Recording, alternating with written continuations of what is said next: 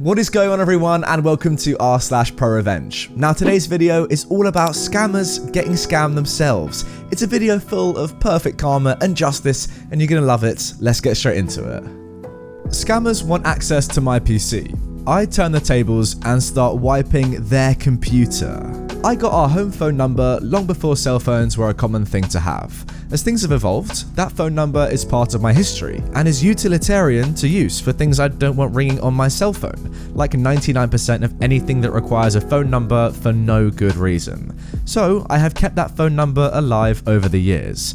Most recently, I moved it a few years back to an online service that charges a tiny amount of money per month to host it for me. I access it via a SIP client on my computer. Because of the nature of the phone number, it randomly rings. If I have time, I'll mess with whomever is calling. Most of the calls are the "your car warranty is about to expire" kind. Some of the calls are about non-existent credit cards. My favorite calls are the scammers. I record all calls that come into this phone number. In my state, only one person needs to know that a call is being recorded.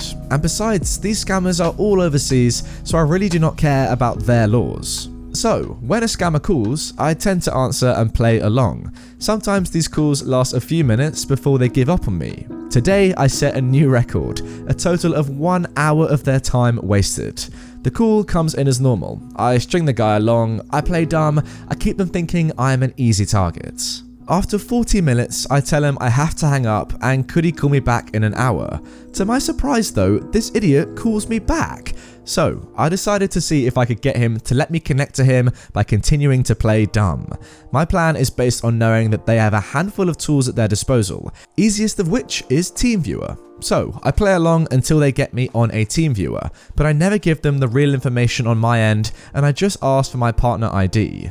The idea is that with TeamViewer, you can switch who is showing the screen after you make the initial connection. I know that I have but a precious few seconds of time if I manage to get them to give me their ID and password to make my plan happen.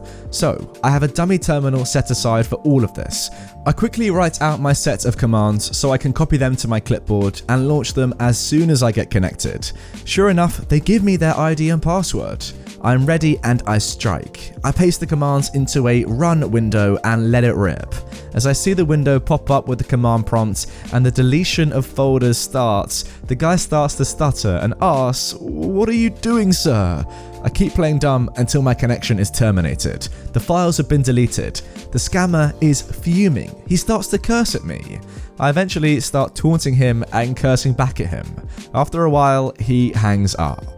Look, I know that they have clone systems and they'll be back up and running in no time at all, but this wasted an hour of their time, and that is an hour they can't use to scam someone else. Now guys, the best part about this entire story is that OP wasn't lying. He actually recorded the entire conversation with this scammer, and better than that, he's actually put it all, the hour-long conversation, on SoundCloud, so we can all listen to it.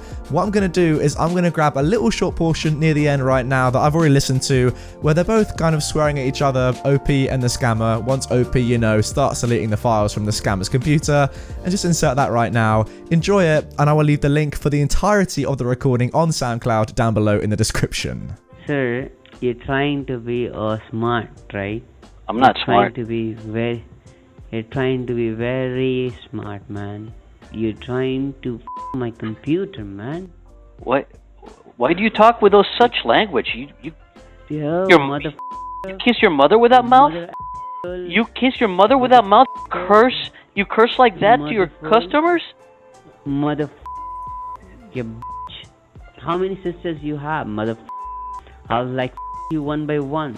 You don't have a to f her. You don't have a so you're gonna have to f with your mouth? You're such a. Now for our second story. Beat a Craigslist scammer at his own game. So, I was hunting for a rental house for the Valentine's Day weekend and wasn't finding much, so I popped into the local Craigslist page and found a place at a decent but very believable price. No contact info or website, so I emailed through the Craigslist relay. Everything sounds legit, up until he asked me to pay using Zelle or bank transfer. I immediately knew it was a scam, but I played along, acting confused because I'd never used Zelle. He sends me the Zelle info to send the payment. At this point, I reverse image search the cabin and find the actual property owner info and call them. The actual owner confirmed confirmed that he has had this scam happen before, and angry people show up expecting a rental that is already legitimately reserved and demand a refund. I give him the links and info to the fake Craigslist post so he can report it. So, now I have confirmed that this is 100% a scam, so I decide to have a go at this guy and see how far I can get. After a few more confused sounding emails regarding how to get the money to him over Zelle, I send him the request, but instead of paying him, I sent it as a request for payment. I send a few more messages saying it is not going through, and then I get a notification saying a payment has been received. Sure enough, he approved my payment request and sent me the money he was trying to get me to send to him. So, I had $400 sitting in my Zelle account from a guy in Nigeria who was trying to scam me out of my romantic weekend. And you see guys, I reckon that is probably the case with a lot of these scammers. They're probably not the most intelligent people, and for that reason they are the ones trying to scam you rather than do anything that's actually beneficial in life. Just my opinion there, I could be wrong. But yeah, I mean, surely this guy would know, wait, that's a request for money, not a sending of money. I have to actually send the person money rather than them send me money. Stupid person, but I guess that's what you deserve for being a scammer. Wow. Now for our third story, I wasted a scammer's afternoon and gas money using a fake Facebook account for insulting me weeks earlier. Back in September, I went to look at a pair of moose antlers on Facebook Marketplace that my dad was interested in. He lives in a small cabin on my property and thought the antlers would look cool over his front door. We get there and this dude is clearly high on coke. He's jittery, he keeps wiping his nose, etc. We met him at a storage rental place, so he had to let us in with his code, and we were stuck in the facility until he let us back out. We get to his rental unit and he gets the antlers out. They were very clearly fake. He'd said he'd spray painted them brown to make them look like they were still in velvet. It was obvious he'd sprayed them to try and make them look real. The weight was off, the colour was off, there were several large cracks in them, and you could see they were white inside, not bone coloured. There were also several points broken off, and the material inside was white and powdery, again not bone. He kept insisting they could be fixed with some epoxy. Finally, tapping your fingers on them made a drum noise, so they were hollow inside. At this point, I hadn't said a word at all. I was just along for the ride with my dad. Dad politely tells the guy that we're gonna pass, he thinks they are fake, thanks but no thanks. This guy goes off the deep end, screaming at us, calling us all sorts of names, insulting us, our mothers, etc. Then he starts screaming at us that we were locked in there with him and weren't leaving until he was ready to go. Dad and I get in the truck, and luckily another customer was coming into their unit and we were able to get out of the locked gates when they came in.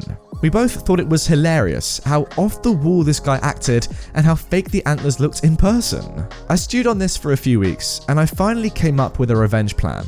I didn't say a single word to the guy and he insulted my entire family tree, wife, intelligence, etc. So, I created a new Facebook account with the dumbest old person name I could come up with. Then, I use a bunch of Hide the Pain Harold photos to populate it with. Then, I start adding as many friends as I can, posting dumb stuff about old black and white movies, my prostates, etc. I spent a few days crap-loading this account as much as I could. Then, once the account was 2 weeks old and I could get on Facebook groups, I go to a few of the groups I knew this guy was on and find some of his items he had for sale. Luckily, he had 2 large bookcases for sale. Great, something big and awkward to move around. Next, I do some research and find the most pain in the butt location in my city to get to. I pick a place that has no highway on ramps, so it takes at least half an hour to get to it off the highway. I message him and ask if he would deliver, since I only have a sedan. And he says yes, for $50 to cover his gas and a helper because they would take 2 people to move the bookcase around. We set up a date and time, and I tell him I'm going to meet him at a nearby grocery store since my house is hard to find. Finally, the time arrives. He messages me that he is at the grocery store. Now I come up with every annoying old person slow thing I can think of. I'm putting my shoes on.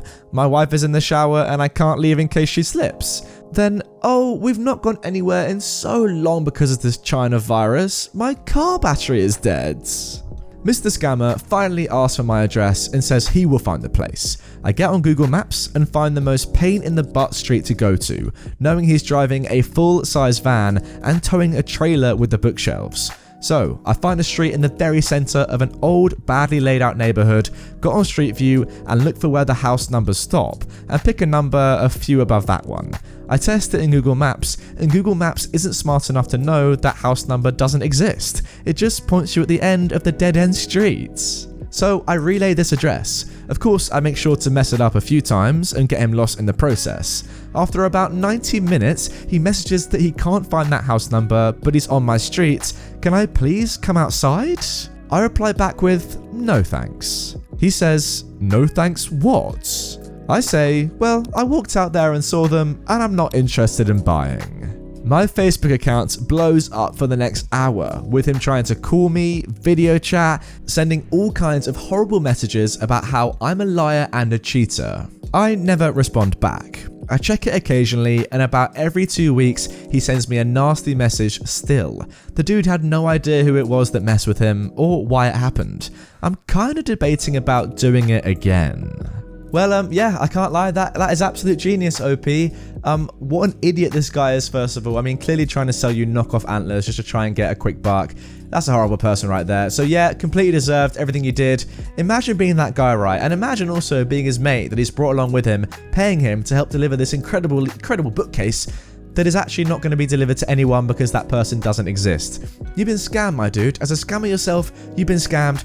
That is the justice you deserve, and I hope you spent a lot of money, you know, transporting that bookcase around, paying your friend, all the gas money that obviously, you know, you had to use to transport that big old van and the trailer with the bookcase. You deserve it, you fraud, because that is what you are, a massive fraud.